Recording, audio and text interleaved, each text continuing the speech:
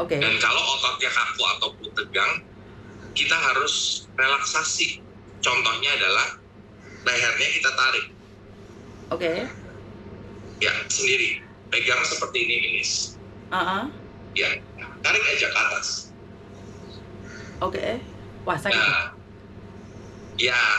Nah ini Miss harus belajar sih. Ini pegang seperti ini, kita tarik ke atas.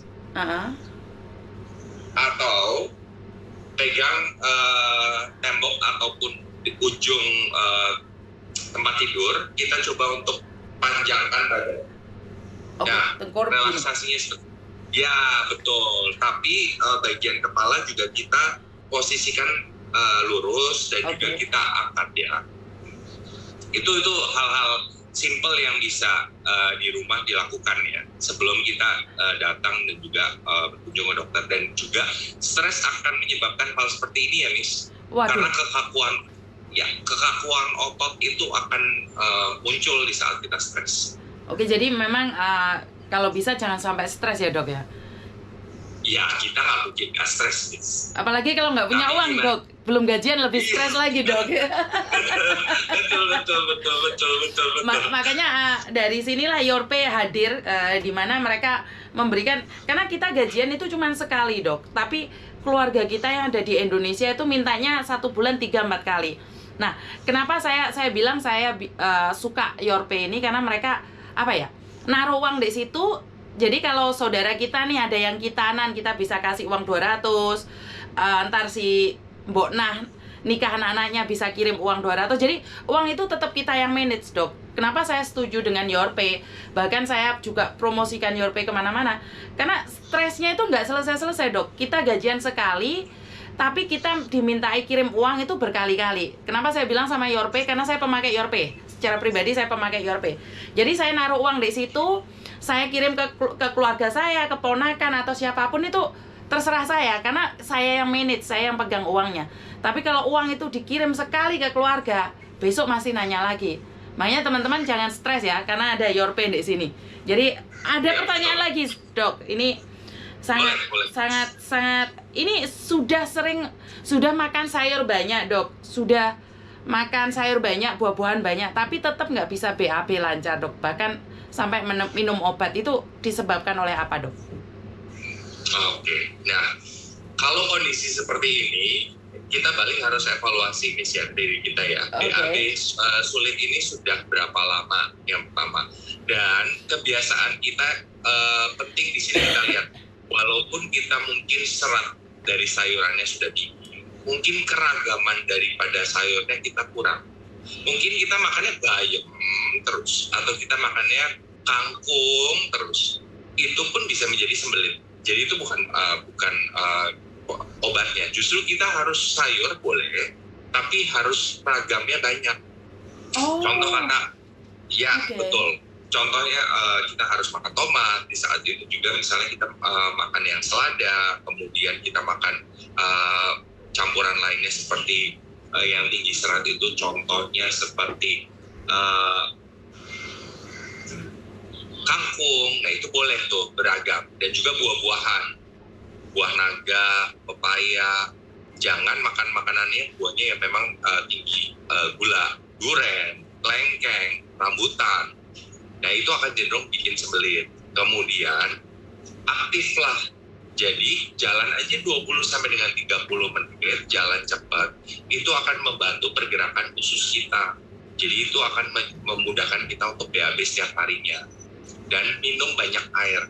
Kadang kita sudah makan sayuran banyak nih, tapi kita lupa air. Kita cuma minum air ukuran 600 ml.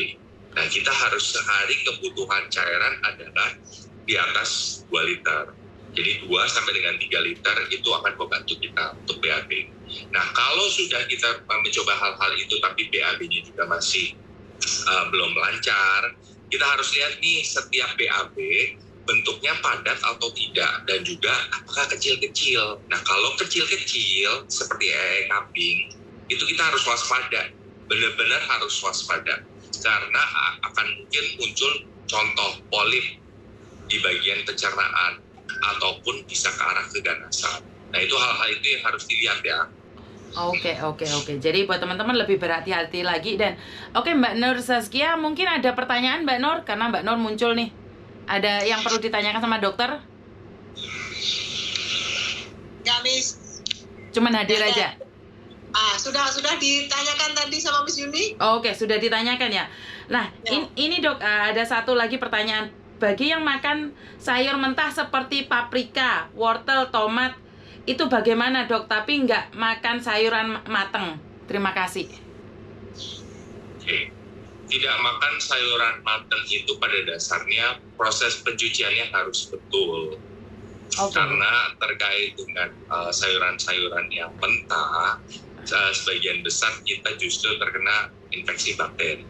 Baik itu contoh salmonella, kemudian contoh lagi E. coli itu muncul dari sayur-sayur yang memang tidak dicuci bersih. Jadi kalau memang makan sayur mentah tidak dilarang kok. Tapi yaitu coba kita harus bersih. Bersihnya dalam artian gini. Mungkin sekarang udah ada ya di luar negeri juga udah ada sabun yang untuk makanan. Betul.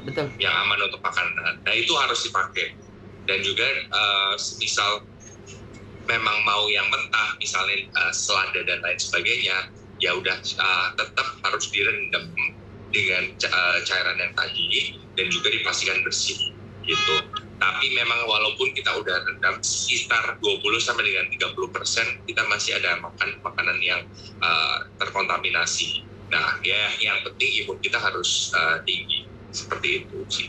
Oke, jadi lebih berhati-hati lagi dengan makanan-makanan mentah ya dok ya, karena lebih betul. peluangnya lebih banyak ke bakterinya yang akan diserap oleh tubuh.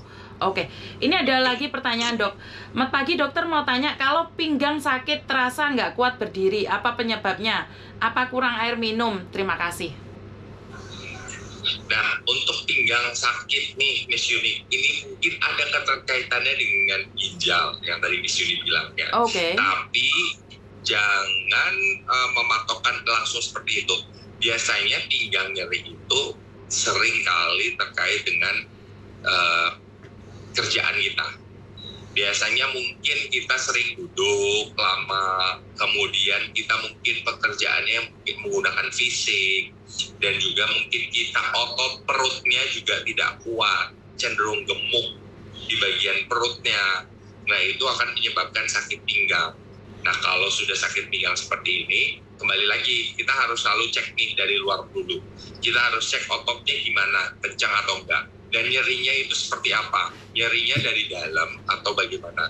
Dan nyerinya ini juga ada nggak sih keterkaitannya dengan nyeri saat kencing atau kencingnya anyang-anyangan? Kemudian apakah ada sulit BAB juga atau tidak? Atau cenderung lagi diare? Itu hal-hal itu di saat infeksi saluran kemih, di saat diare, di saat mungkin haidnya terlambat, di saat mungkin kondisinya yang posisi duduknya salah atau terlalu lama, itu bisa muncul. Karena nyeri pinggang, kembali lagi ya, bisa terkait dari ototnya, sendi, ginjal, ataupun daerah di bagian bawah, termasuk kewanitaan. Seperti itu sih. Oke, jadi banyak sekali alasannya ya dok ya, karena tubuh kita terkonek banyak sekali organ-organ yang sangat penting. Nah, ini satu lagi dok, keringetan berlebihan dok. Apalagi musim panas ya, apalagi Hong Kong humid dok. Jadi Hong Kong tuh panas tapi apa ya, bikin apa sih namanya, kayak lembek, apa sih namanya, keringet sampai berlebihan. Dan ini mbaknya ini di kepala itu sampai basah kuyup gitu dok. Apakah ada sebab akibat? Iya. Oke.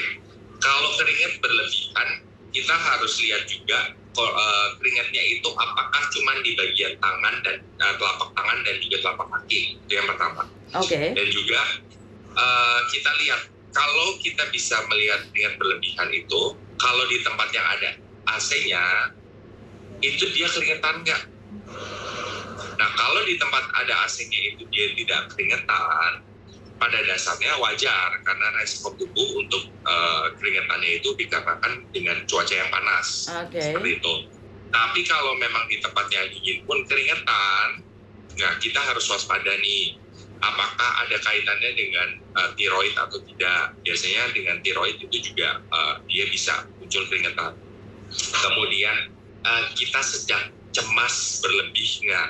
Oke. Kalau dengan cemas berlebih itu cenderung juga bisa keringetan tuh, terutama di bagian tangan dan juga telapak kaki. Oke. Dan juga memang ada bawaan dari masing-masing orang, keringatnya memang berlebih, metabolismenya juga tinggi, dan kita harus lihat biasanya orang-orang dengan yang cenderung berkeringatnya itu olahraganya kurang. Oke.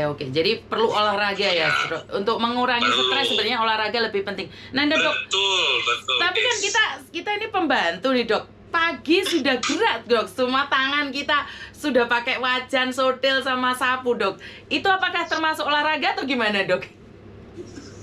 Itu aktivitas fisik yang kita tidak sebut olahraga, Miss. Oh, Aktivitas oke. fisik yang kita sebut olahraga adalah pergerakan aktif dalam waktu 50 menit dan sifatnya kontinu. 50 menit ya, Miss, waktu lagi mengerjakan sesuatu. Oke. Berarti aktivitas pagi nih goyang sotil itu bukan termasuk olahraga ya, Dok ya? Bukan, Miss. Jadi belanja bawa berat apa itu juga bukan termasuk olahraga? Bukan. Oke, ini yang sering saya salah paham karena saya merasa sudah bergerak nih, saya rasa sudah olahraga, tapi itu malah bukan ya. Oke, jadi ini yang perlu diluruskan ya, olahraga dan menggerakkan sotil itu dua yang berbeda ya, Mbak ya. Jadi selama ini kita berpikir bahwa padahal saya sudah gerak, tapi kenapa saya masih punya sakit? Nah, ini satu lagi, Dok, kesemutan, Dok, kesemutan yang berlebihan. Itu kalau boleh tahu sebabnya apa nih, Dok? Kalau kesemutan berlebihan? Kesemutannya tangan kiri, tangan kanan, atau dua-duanya? Di tangan, Dok. Di tangan. Sering dua-duanya? Iya. Nah, kita punya tangan, pergelangan tangan itu tempat syaraf kita berjalan ya di sini ya. Jadi kalau kita kecenderungannya adalah posisinya lekuk nih, seperti ini, di bagian pergelangan tangan itu bisa bengkak. Kalau pergelangan tangannya bengkak, ciri khasnya adalah kesemutannya cuma di bagian permukaan telapak tangan sampai dengan jari-jari tangan. Tapi kalau kita punya kesemutan mulai dari sini, nah itu ada kemungkinan kita ada kompresi di bagian sini. Jadi ketekan persyarafannya di bagian tulang tapak. Oke. Nah itu bisa terjadi tuh, Miss. Atau kesemutan juga bisa terkait diabetes. Oke. Itu juga bisa.